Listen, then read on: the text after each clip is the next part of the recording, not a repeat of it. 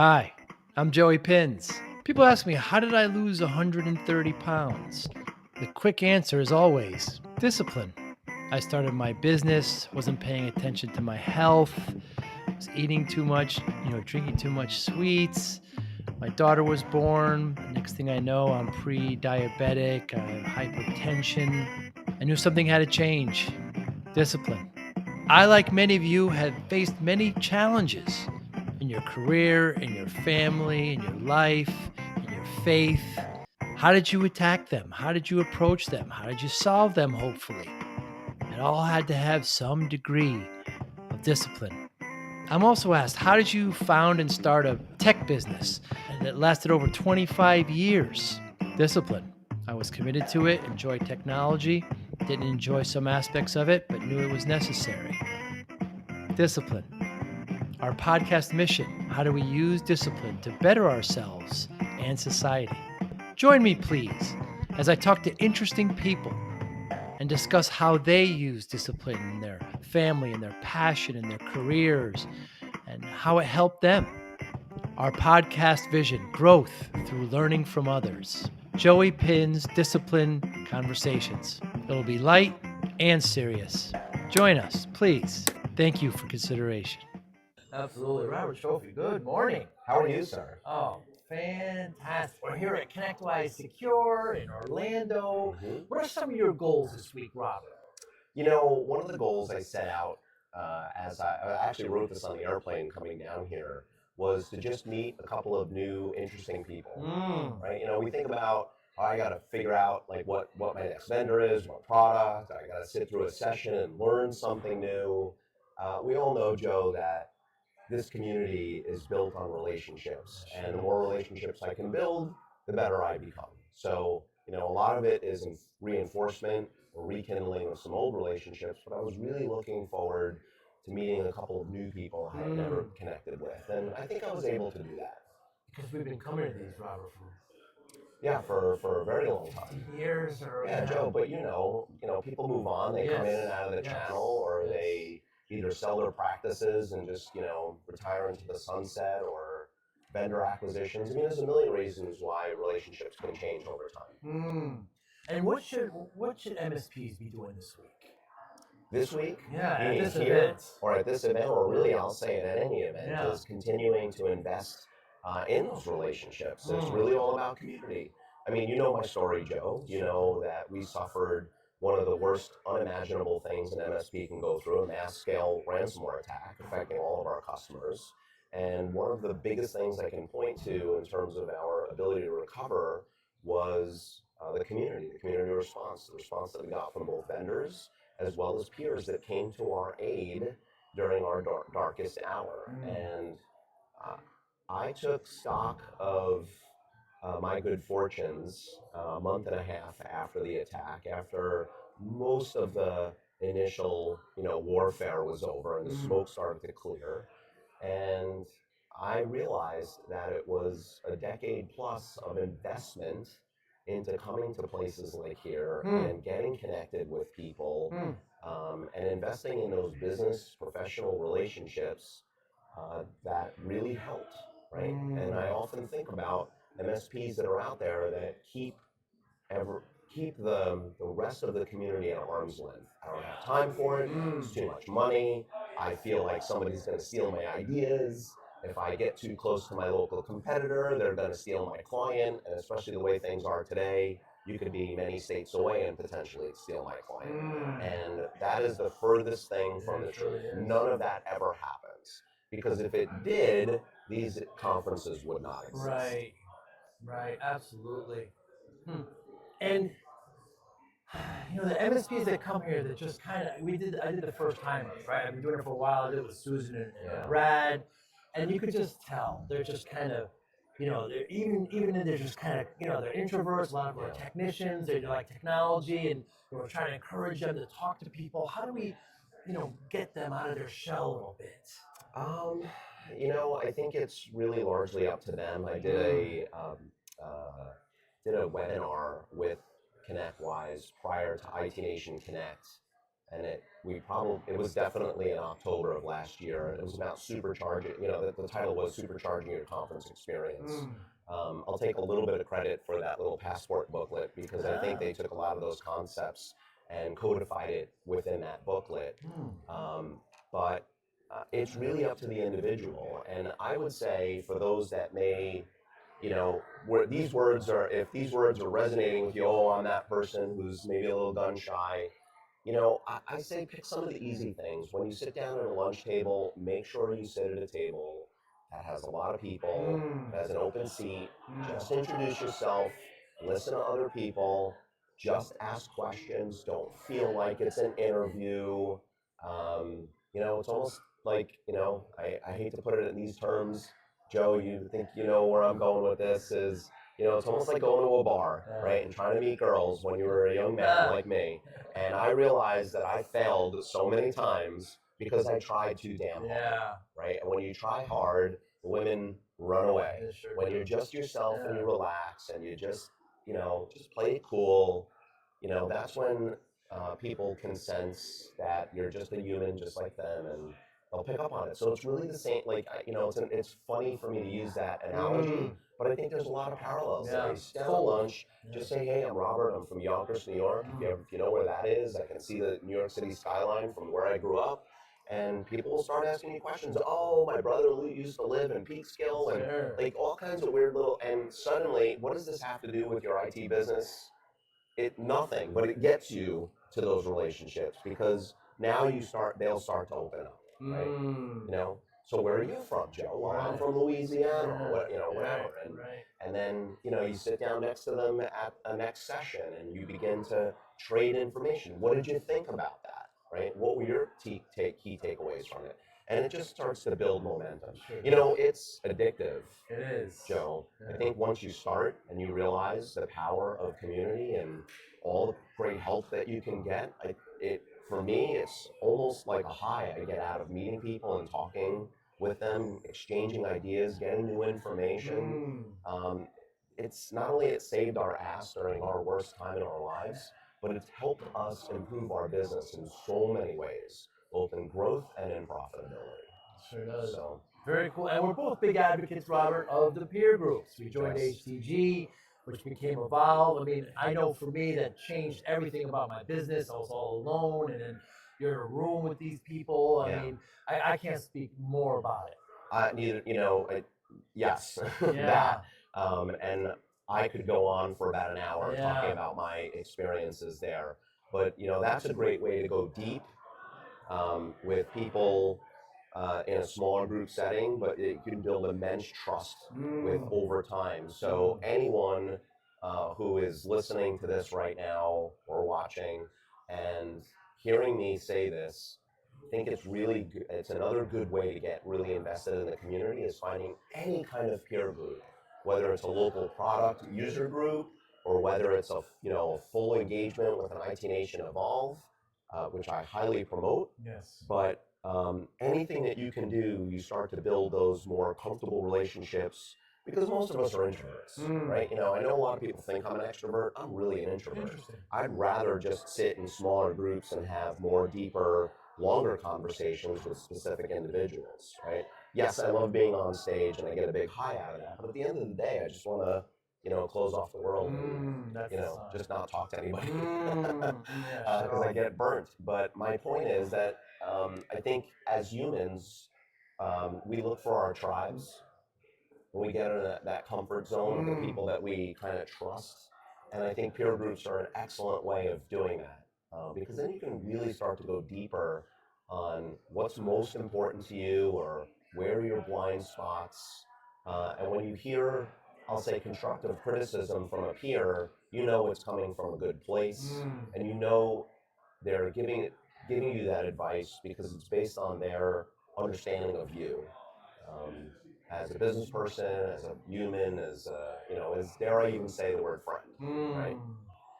How should MSPs be challenging and approaching vendors? That's a great question. One of the big blind spots I think MSPs don't or that we have when dealing with a vendor is how much time is this going to take me to not only implement, but then to do the ongoing maintenance. So, the tale of two vendors, without naming any names. Vendor A, right? Awesome product, all these bells and whistles, checking off boxes in CIS controls, or helping achieve some compliance for my clients, or whatever it is, right? I am totally sold on this thing. Yet, it's going to take hundreds of hours to implement, and I need like a half full-time equivalent person to manage this thing. And if you're a typical average MSP, right, you probably have under 20 people in your organization, and how are you going to manage this, right? I'd rather go with vendor B, who has understood that, okay, we're not going to build Rome for you in a day, but we're going to give you some good protection here, or deliver some quality product or service, but that the lift on this, meaning the implementation and configuration, plus the ongoing maintenance, is not going to be too stressful on your team. How many times have I come back, Joe? I'm sure you probably did the same thing when you ran your MSP. How many times did we come back and go, I just spent a week at Microsoft, Worldwide Partner Conference, or I was at IT Nation Connect, and we're going to do these three things, right? I dropped a new firewall on my team like 15 years ago, and they hated me because they're like, and I'm like, this is the best thing since sliced bread. Like, let's get rid of, firewall A, put a firewall B in. We sold 5, and then we sold no more since. And then when those things end of life, we ripped them out and stuck with A, because I never took into consideration what the impact on my team was. So I always challenge vendors on this: is how much time, and you know what? Back it up with some testimony. I want to hear from some of my peers who are using your system what it took to do that implementation. Yeah, all too often we see the vendors just, and they're generally salespeople just trying to push, when the MSP should really develop a relationship and find out if it's the best solution for them. And it could be the best. Like, there's one solution out there, and again, I don't want to name any names. There's one that really just seems like everybody has to have this. And I looked at it, and I talked to my peers, and I won't, simply because of the amount of time it will take not only to implement, but the amount of effort I'm going to need to keep this thing running. I'd rather be, so here's the thing that I've been saying with a lot of my peers: I'd rather do 5 products extremely well than 10 half-assed. Mediocre, yeah. Right? I don't want to do a mediocre job on, because how many times do we implement a tool and we get maybe 2 or 3 levels deep, and then something else comes along to distract us, or we don't have the time, or we say or think that we're going to go back and complete the implementation, or enable those other optional features, but we don't. We don't. And so my mind is in a place, and listen, I'm okay with being challenged on this and being called out for it, but I think I'm more secure with 5 tools that are extremely well deployed, rather than 10 that I've done a bass backwards job on implementing. So you're very much an MSP, but you're very much involved with the community, also facilitator still, correct? I facilitate 2 Evolve peer groups. 2 Evolve peer groups. What concerns do you have, Robert? What keeps you up at night? There's a number of things. The rapid amount of change now, especially with the way AI is affecting us. I mean, it doesn't scare me, but it concerns me about like where this industry is going, and how we're being affected, and what the expectations of most MSPs are in the eyes of their clients about what we're expected to do. The other concern I have is really around, I don't know exactly how to say this, but I think this industry needs to adopt or become an SRO, a self-regulated organization.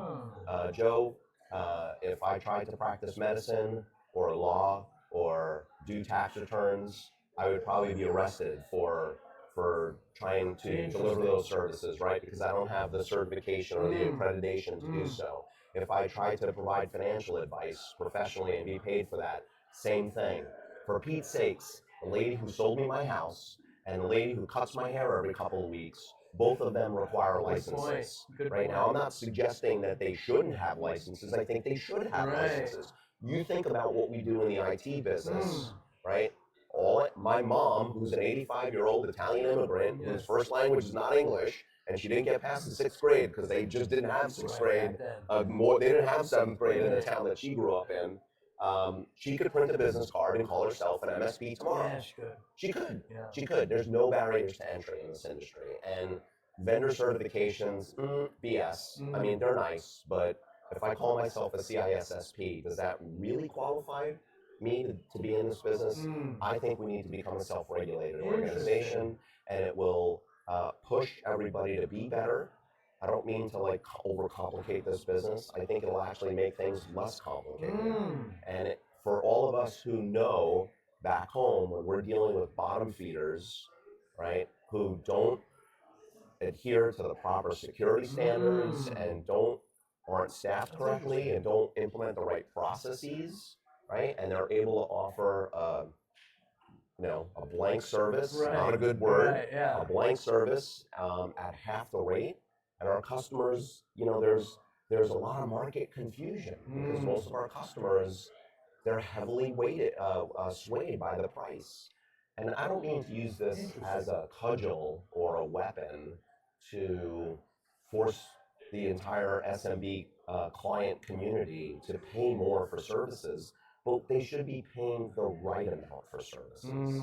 And in order to do that, the rest of us who provide those services, I think, need to be accredited. So I know that was a long-winded. That's a great idea. There are some organizations that are trying to do that. Yeah, right? CompTIA, I think, is pushing through that with Trustmark. I think Trustmark is, like, if I took out my crystal ball, I would say at some point in the future, we're going to look back and say, it wasn't Trustmark, but Trustmark was the thing that got us. It morphed into something else, and I'm talking like, 5-10 years down. I don't know when it's going to happen, but I think it needs to happen. I really do. I'd like to see that before I get to the end of my journey in the MSP world. Right. Because I know the government needs some kind of agency to go to talk, whenever they want to talk to whatever guns or whatever it may be, they go to a certain agency to do it. Yeah, who do they do that in IT? Yeah, who do that? Well, they do that with FINRA for financial. Yes. They do it for the AMA for medical. They do that. Bar. New York State, the bar associations, the New York State Society of CPAs in Right, New York, where they right. go to the CPA organizations. Where do they go to that for IT? For IT, it's very interesting. They talk to CEOs that for Google, Amazon, Microsoft. I mean, come on, That's like right. those guys, their heads they don't understand our business, do they? They don't understand small and mid-sized businesses. They're clueless. Yeah, that's very interesting. Yeah, we do need some kind of, we do need that, don't we? We Some do? kind of certificate. I believe so. Yeah. And I'm willing to die on that hill. Yeah. And where does security rank in your concerns? I know you were breached. Oh, I mean, it's, we weren't technically breached. Okay. The B word is, we'll have a whole episode just on that. Yes. But yes, we were attacked. We had an incident. Our Kaseya BSA server was exploited by threat actors, zero-day exploit, right? Supply chain attack. There were a lot of victims involved. Of course, security is super high. So high, Joe, that I actually stepped down as the integrator of my company. So for those who follow EOS, you know what the integrator is. I was essentially the chief operating officer for my company. I ran our leadership meetings. And a few months after our attack in the fall of 2021, my partner and I sat down and had a heart-to-heart and decided that the best use of my time, my habu, my highest and best use of time, would be to step down from my own leadership team, let go of the integrator role, and focus on two things. We call it strategic partner success, fancy term for account management, because that was could have been a lot better for us, and security. So those have been my two areas of focus for the last 2.5 years, coming on 3 years. So I'm highly focused on that. And it's work. It kind of gets back to that question about how I challenge vendors. There's a lot of, you can't just say, oh, I'm the CTO of the company, or it's my business and I make all these decisions about cybersecurity. That's like a full-time job. I mean, you really got to be in the industry, understanding what's going on out there, making decisions, understand how to evaluate what proper strategy is for your organization.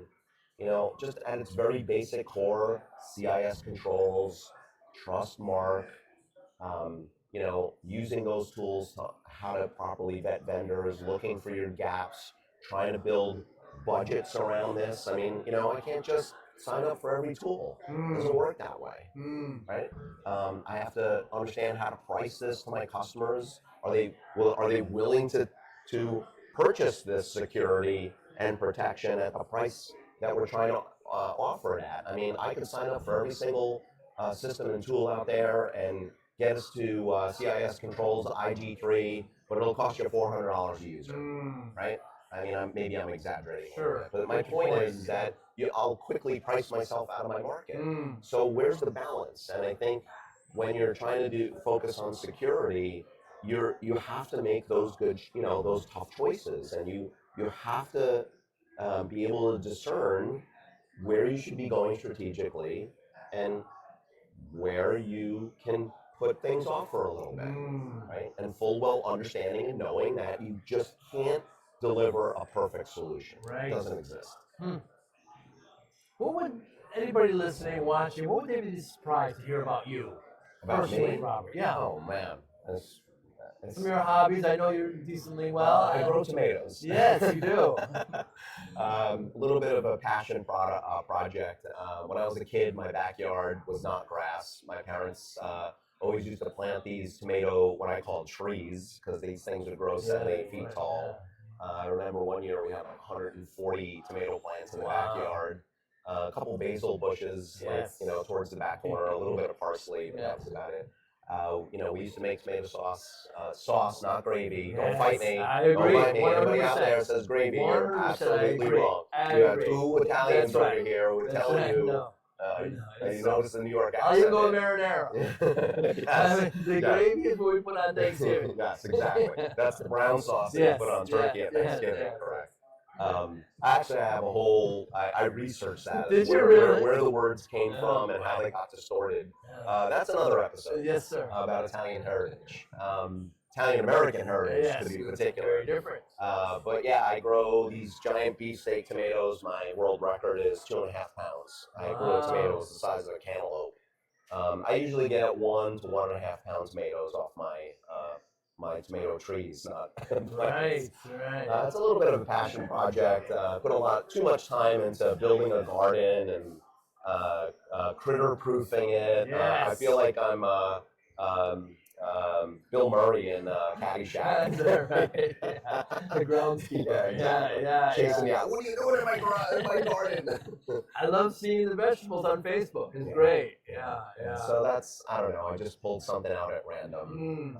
But I cardio box. Yes. I hate gyms. I can't go and just do my own routine. My brain doesn't work that way. Not here to promote title boxing, but is that relatively new? No, I've been a member for 5 years, and I think the franchise has been around at least 10. And I needed something where there are classes, I can show up, and community. I wrap my hands, I get my gloves on, and like someone's barking orders at me. Like, I'm not in control. Love it. I just love like somebody else telling me what to do for 45 minutes, and then I pick myself up off the floor, and I try to drink some water, and then shuffle out to the car in pain, and then drive home. So, very cool. Yeah, I try to do that. I used to do it 5 days a week, probably back down to 3. I gotta get back in the gym. Always a pleasure, my friend. Thank you, Joe. Pleasure's all mine. Piacere tutto mio. Grazie. Be well. Okay. Thank you for listening and or viewing Joey Pinz Disciple Conversations. Please share this episode with 1 or 2 of your friends who you think may benefit from the episode. Our website, www.joeypins.com. There you'll find lots of resources and you could join our mailing list. Please follow us on all our social media, Instagram, Twitter, and Facebook. Podcast information, the video version of our podcast is on YouTube. Please subscribe. Audio is on all major podcasting platforms. Please follow them. And if you like it, please consider giving 5-star rating. Would really appreciate that. Thank you again for listening or watching Joey Pinz Disciple Conversations.